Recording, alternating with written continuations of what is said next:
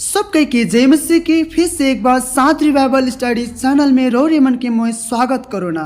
और मैं परमेश्वर के धन्यवाद दो ना कि परमेश्वर हमारे जीवन में आज कर दिन के देवे कर लागिन। और जितने भी भाई बहन मानी चैनल में नया हाँ प्लीज़ सब्सक्राइब करवा, लाइक करवा, बेल आइकन के दबावा कि आवे कला वीडियो का नोटिफिकेशन पहले रो मन की मिली। इस चैनल विशेष करके वो भाई बहन मन का लागिन बनाल जा है जो सच्चा परमेश्वर का खोज में हन और जो परमेश्वर का वचन के सीखे के लिए चाहेला। समय की देरी नहीं करते हुए आज कर विषय की ओर हमरे जाब। आज कर विषय है कि मसीह भाई बहन मन के कौन सा बातों में घमंड करे चाहिए। तो हमरे इस समय परमेश्वर कर वचन की ओर हमरे ध्यान करो। हमरे निकलाप एर्मिया नबी का किताब 9 अध्याय कर 23 और 24। एर्मिया 9 कर 23 और 24 एक और में परमेश्वर का वचन इस प्रकार कहेला, यहोवा यूँ कहता है, बुद्धिमान अपनी बुद्धि पर घमंड ना करे, ना वीर अपनी वीरता पर, ना धनी अपने धन पर घमंड करे, परंतु जो घमंड करे वह इस बात पर घमंड करे कि वह मुझे जानता और समझता है कि मैं ही वह यहोवा हूँ जो पृथ्वी पर करुणा, न्याय और धर्म के काम करता है, क्योंकि मैं इन्हीं बातों से प्रसन्न रहता हूँ। मोर प्रियो, इकर में हम एक सुंदर बात के हमने देखे के लिए सखीला कि इकर में एक इतना अच्छा बात के परमेश्वर लिखे। परमेश्वर का कहल, परमेश्वर कौन सा बातों से प्रसन्न हुएला, परमेश्वर कौन सा बातों से खुशी हुएला, हमरे इकर में सुंदर बात के देखे सकेला। परमेश्वर को वचन का कहल कि बुद्धिमान अपनी बुद्धि पर घमंड ना करे, वीर अपने वीरता पर घमंड ना करे, धनी अपने धन पर घमंड ना करे। मोह प्रियो, इस संसार में हमरे धन दौलत के कारण से, बुद्धि के कारण से, हमरे वीरता के कारण से हमरे का करेला, घमंड करेला कि इस सब कुछ मोर खुद कर वजह से होए, इस सब कुछ मोर बदौलत हो है। हमरे इस प्रकार सोचीला। मोर प्रियो, हमरे के इस संसार में के बनाए के भेजलक, इस संसार में हमरे केकर अनुग्रह के अनुसार है। आज हमरे के इतना बुद्धि और ज्ञान कहाँ से मिललक, कहाँ आज हमरे उस चीज़ के जानिल।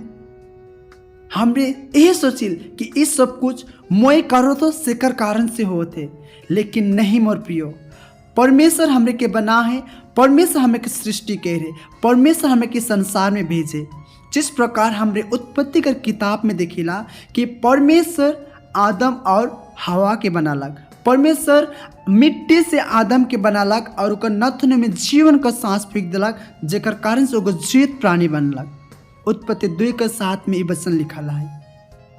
लेकिन आज हमरे संसार में रहते हुए का करेला कि हमरे अपन बुद्धि में घमंड करेला कि मैं बुद्धिमान हो, मोर लखे जाने कला कोई ना खाएं, मोर लखे बोले कला या मोर लखे शिक्षित व्यक्ति कोई ना खाएं। उस प्रकार हम सोचीला। या अगर हमरे बलवान थे, अगर हम ताकतवर है तो हम इस प्रकार सोचिल कि मोर लखे ताकतवर किया है, मोर लखे बलवान व्यक्ति किया है। अगर हम धनवान है तो मोर लगे धनी व्यक्ति के है कि हम सोचीला। लेकिन मोर प्रियो, इस संसार कर बुद्धि और वीरता और धन दौलत सब कुछ मसीह यीशु के सामने व्यर्थ आहे।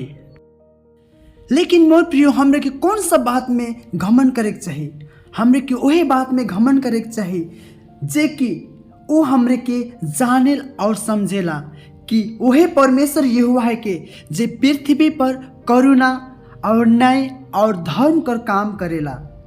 काली कि इस चीज से परमेश्वर का होला प्रसन्न होवेला। जब हमरे इन बातों के जानिला कि परमेश्वर यहोवा ही इस संसार में करुणा करेला, परमेश्वर यहोवा ही इस संसार में सच्चा न्याय करेला, परमेश्वर यहोवा ही है कि जे इस संसार में धर्म कर काम के करेला। क्योंकि जब हमरे इस चीज़ के हमरे समझिला, जानिला और परमेश्वर में हमरे बढ़ेला और हमरे अपन बल और ताकत, अपन बुद्धि और ज्ञान और अपन धन और दौलत में नहीं, बल्कि हमरे जब परमेश्वर के सच्चे में घमंड करेला तो परमेश्वर इस चीज़ से खुशी होवेला, परमेश्वर इस चीज़ से प्रसन्न होवेला।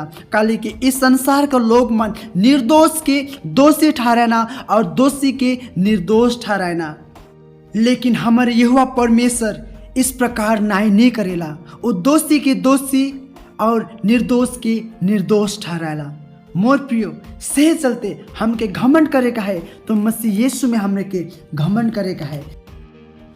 काली की परमेश्वर का वचन हमरे के इस प्रकार बताएला, जब हमरे क्रोन्थियर किताब 1 अध्याय कर 30 से 31 तक देखेला। एक में पौलुस इस प्रकार लिखेला क्रोन्थियर कलीसिया के, परंतु उसी की ओर से तुम मसीह यीशु में हो।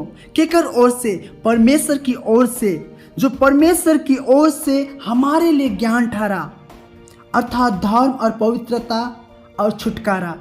परमेश्वर की ओर से जो प्रभु यीशु मसीह इस संसार में आलक और वो ज्ञान ठहरलक हमर लगिन एगो धर्म और पवित्रता और छुटकारा, ताकि जिसन लिखल है उसने हो कि जे घमंड करी वो प्रभु में घमंड करी। मोर प्रियो, प्रभु यीशु मसीह इस संसार में आलक, हमर से प्रेम करलक और हमरे के बचालक, हमरे के उद्धार दिलक, हमरे के मुक्ति दिलक, हमरे के पापों से छुटकारा दिलक। प्रभु यीशु मसीह के द्वारा ही आज हमरे वो ज्ञान और वो धर्म और पवित्रता और छुटकारा के पाली। अगर परमेश्वर प्रभु यीशु मसीह के संसार में नहीं भेजतक तो हमरे इस चीज़ के जाने के नहीं सकती।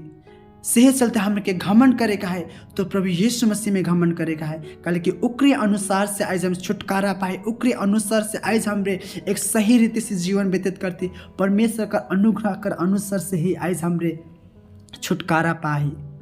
मोर प्रियो, घमंड करे का है मसीह यीशु में, ना कि संसार का धन दौलत बुद्धि ज्ञान और बलवंत में, बल्कि मसीह यीशु में हमरे के घमंड करे का है। जितने भी भाई बहन मन सुनला, परमेश्वर हर एक के आशीष करो और मैं विश्वास करो ना कि रोरे मन समझे सकला। यदि रोरे मन के अच्छा लगला तो लाइक करबा, शेयर करबा, कमेंट करबा और बेल आइकन के दबाबा कि आवे कला नए वीडियो का नोटिफिकेशन रोरे मन के मिली। प्लीज़ सब्सक्राइब करबा कि ये चैनल और भी ग्रो हो और परमेश्वर का वचन हर एक भाई बहन मन ठिन पहुँचे सके। हर एक के परमेश्वर आशीष करो और इंतजार करबा नए वीडियो कर।